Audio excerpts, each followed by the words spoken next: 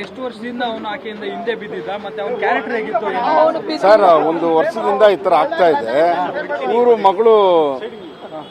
ಮಗಳು ಬಂದು ಮನೆಗೆ ಹೇಳ್ಕೊಂಡ್ರೆ ಏನಾದ್ರು ನನ್ಗೆ ಕಾಲೇಜಿಂದ ಇದು ಮಾಡಿಸ್ತಾರೋ ಏನೋ ಅಂತ ಭಯದಿಂದ ಒಂಥರ ಹೇಳ್ದೆ ಸುಮ್ಮನೆ ಇದ್ಲು. ಆಮೇಲೆ ತುಂಬ ಟಾರ್ಚರ್ ಕೊಟ್ಟಾಗ ಮನೆಗೆ ಅವಾಗ ಹೇಳಿದ್ದಾರೆ. ಮನೆಗೆ ಹೇಳಿದಾಗ ಏನಾಗಿದೆ, ಮನೆ ಹತ್ರ ಒಂದು ಫಂಕ್ಷನ್ ಆದಾಗ ಒಂದು ದೊಡ್ಡ ಗಲಾಟೆ ಆಗಿದೆ, ಕಂಪ್ಲೇಂಟ್ ಕೊಟ್ಟಿದ್ದಾರೆ. ಅಲ್ಲಿ ಅವ್ರ ತಂದೆಯವ್ರು ಏನು ಮಾಡಿದ್ದಾರೆ, ಯಾರನ್ನ ದೊಡ್ಡವ್ರನ್ನ ಹಿಡ್ಕೊಂಡು ಇದು ಕೇಸು ಸಾಲ್ವ್ ಮಾಡಿಸೋರೆ.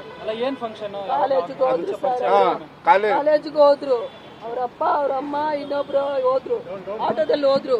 ಕಾಲೇಜಿಗೆ ಹೋಗ್ಬಿಟ್ಟು ಅಮ್ಮ ನಮ್ಮ ಮಗನ್ನ ಲವ್ ಮಾಡ್ತೀನಿ ನೀನು ಅಂತ ಹೇಳಿದ್ರು. ಇಲ್ಲ ಅಂಕಲ್ ನಾನು ಮಾಡಲ್ಲ, ನನ್ನ ಬಿಟ್ಬಿಡಿ, ನಾನು ಮಾಡಲ್ಲ ಅಂತ ಹೇಳ್ದೆ. ಇಲ್ಲಮ್ಮ ನೀನೇನಾದ್ರು ರಿಜಿಸ್ಟರ್ ಮ್ಯಾರೇಜ್ ಮಾಡ್ಕೊಂಡಿದ್ಯಾ, ನಾನೇ ಬೇಡ ಅಂತೀನಲ್ಲ, ನಾನು ರಿಜಿಸ್ಟರ್ ಮ್ಯಾರೇಜ್ ಎಲ್ಲ ಮಾಡ್ಕೊಂಡಿಲ್ಲ ಅಂತ ಹೇಳಿದ್ರು.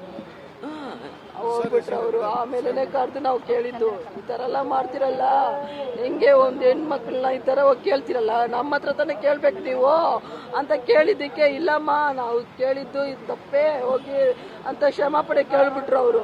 ನಾವು ಬಿಟ್ಬಿಟ್ವಿ. ನಾವು ಬಿಟ್ಬಿಟ್ವಿ. ಅಲ್ಲ, ಒಬ್ಬರನ್ನ ಬಿಟ್ಟಿದ್ದಕ್ಕೆ ಈ ಥರನ, ಅಯ್ಯೋ ಪಾಪ ಅಂತ ಬಿಟ್ಟಿದ್ದಕ್ಕೆ ಈ ಥರನ ನಮ್ಮ ಮಗಳು ಮಾಡ್ಕೊಂಡಿದ್ದಲ್ಲ ಇವಾಗ.